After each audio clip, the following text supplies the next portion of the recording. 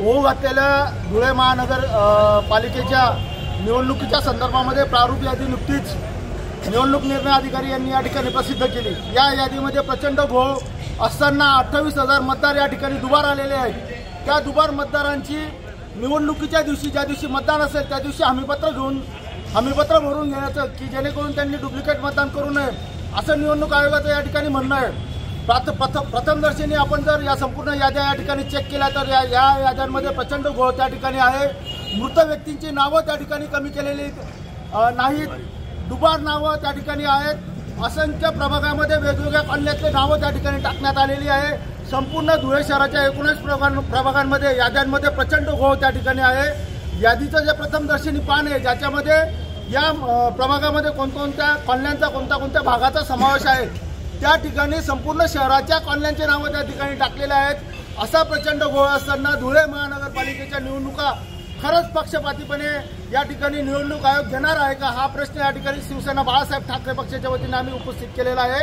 आज निवडणूक आयोगाच्या विरोधामध्ये आज आम्ही घंटानाद आंदोलन याच्याकरता केलेलं आहे की निवडणूक आयोग या प्रक्रियेमध्ये प्रचंड घोळ करण्यासाठी आत्तापासून सज्ज झालेला आहे आणि या निवडणुका निपक्षपातीपणे या ठिकाणी होणार नाहीत याचा प्रथमदर्शी पुरावा या ठिकाणी आहे। 28,000 दुबार मतदार या धुळे महानगरपालिकेच्या निमित्ताने आढळून असताना त्यांना कमी करण्यासाठी यांच्याकडे कोणतीही उपाययोजना नाही। एक प्रकारे लोकशाहीची थट्टा या निवडणूक आयोगाने त्या ठिकाणी मांडलेली आहे। सत्ताधारी भाजपा पक्ष हा निवडणूक आयोगाला त्या ठिकाणी आपला गुलाम समजतो आहे आणि लोकशाहीची मूल्य यांनी मृत्यूशय्येवरती निवडणूक आयोगाने टाकलेली आहे असा आमचा स्पष्ट आरोप या ठिकाणी आहे।